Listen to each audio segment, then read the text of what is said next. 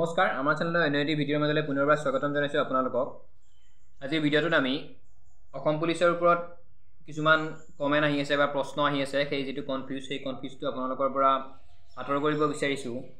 কনফিউজটো এনেকুৱা ধৰণৰ, কিছুমান কেণ্ডিডেটে কমেন্ট কৰি আছে 3 অক্টোবৰত ইন্টাৰভিউ নহয়, 10 মেলৈ ইন্টাৰভিউ পিছুৱা হৈছে, মুখ্যমন্ত্ৰী মহোদয়ে কৈ আছে, তেনেকৈ কিছুমানে কৈ আছে।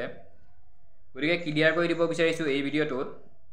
10 মেত মুখ্যমন্ত্ৰী মহোদয়ে কৈ আছে যেখিনি আমাৰ 50,000 নিযুক্তি বাকি আছে, 10 মে তাৰিখে নিযুক্তি দিব, অৰ্থাৎ এপইন্টমেন্ট দিব 10 মে তাৰিখে। আৰু যেটো অসম পুলিচৰ ইন্টাৰভিউ হ'ব, ফিজিক্যাল টেষ্ট অনুষ্ঠিত হ'ব, সেইটো 3 অক্টোবৰৰ পৰা অনুষ্ঠিত হ'ব। আৰু এডিআৰই যেখিনি এক্সাম 15 তাৰিখে যেটো এইচএস পাস কৰা ক্যান্ডিডেটখিনিৰ যেটো গ্ৰেড 3 লেভেলৰ এক্সাম হয়, সেই লেভেলৰ এক্সামটো হ'ব 15 ছেপ্টেম্বৰৰ পৰা। আৰু তাৰ ঠিক পিছতে 3 অক্টোবৰৰ পৰা অনুষ্ঠিত হ'ব অসম পুলিচৰ ইন্টাৰভিউখিনি আৰম্ভ হ'ব 3 অক্টোবৰৰ পৰা। গতিকে অক্টোবৰ নৱেম্বৰ মান্থলৈকে ফিজিক্যাল টেষ্ট চলি থাকিব অসম পুলিচৰ, আৰু ডিসেম্বৰ মাহত হয়তো আমাৰ ৰিটেন টেষ্ট অনুষ্ঠিত হ'ব অসম পুলিচৰ। যেখিনি অসম পুলিচ সাব ইন্সপেক্টৰ আছে বা যেখিনি টোটাল যেখিনি পোষ্ট আছে অসম পুলিচৰ, সেইখিনিৰ যেখিনি লিখিত পৰীক্ষা হ'ব, সেইটো হ'ব 2024 ডিসেম্বৰ মাহত। আৰু 10 মে তাৰিখে অসম পুলিচৰ ইন্টাৰভিউ 10 মেলৈকে পিছুৱা নাই। 10 মেত যেখিনি আমাৰ 50,000 নিযুক্তি বাকি আছে, এপইন্টমেন্ট দিব, ঠিক আছে, নিযুক্তি দিব 10 মে তাৰিখে, কিন্তু ইন্টাৰভিউ পিছুৱা নাই। ইন্টাৰভিউ কেৱল 3 অক্টোবৰৰ পৰা আৰম্ভ হ'ব অসম পুলিচৰ ইন্টাৰভিউ, আৰু 15 ছেপ্টেম্বৰৰ পৰা আৰম্ভ হ'ব এডিআৰই 2.0।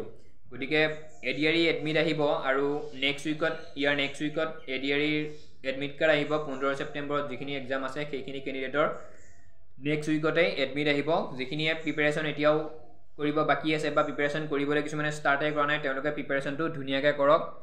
কিন্তু এইটো সন্দেহ কেতিয়াও নকৰিব বা ইন্টাৰভিউ যে পিছুৱাইছে অসম পুলিচৰ, তেনেকুৱাকৈ কেতিয়াও নাভাবিব। অসম পুলিচৰ ইন্টাৰভিউ 3 অক্টোবৰৰ পৰা আৰম্ভ হ'ব, 10 মে তাৰিখে দিব এপইন্টমেন্ট। তো বহুতে কমেন্ট কৰি আছে দাদা ইন্টাৰভিউ পিছুৱালে নেকি অসম পুলিচৰ, আমি ইমান কষ্টৰে প্ৰিপাৰেচন কৰি আছো। তেনেকুৱা একো নহয়, 10 মে তাৰিখে বাৰে বাৰে কৈ আছো মই, সেই তেনেকুৱা ধৰণৰ সন্দেহবিলাক আঁতৰ কৰক মূৰৰ পৰা। তেনেকুৱা ধৰণৰ কনফিউজবিলাক নোহোৱা কৰি দিয়ক, প্ৰেক্টিছ কৰক, জোৰদাৰ প্ৰেক্টিছ কৰক এইবাৰ, কাৰণ কম্পিটিশ্যন কিমান হ'ব গম পাইছে।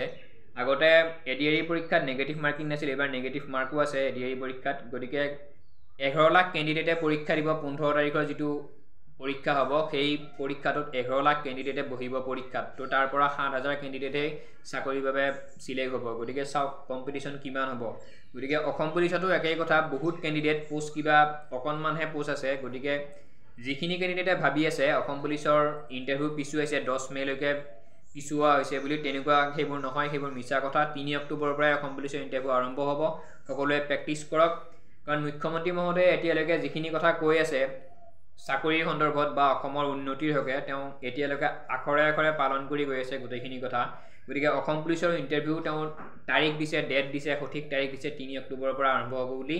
গতিকে অসম পুলিচৰ ইন্টাৰভিউ 3 অক্টোবৰৰ পৰাই আৰম্ভ হ'ব। আপোনালোকে যদি এতিয়াও প্ৰেক্টিছ কৰিব বাকি আছে, প্ৰেক্টিছ কৰক। আৰু এডিআৰই এডমিট ইয়াৰ নেক্সট উইকত দিব।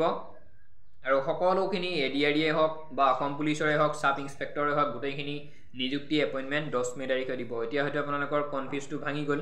তো ভিডিঅ'টো ইমানেই আছিল, চেনেলটি সাবস্ক্ৰাইব কৰিব আগলৈ এনে ধৰণৰ ইনফৰমেশ্যনসমূহ আগতীয়াকৈ পাই থাকিবৰ বাবে। ধন্যবাদ।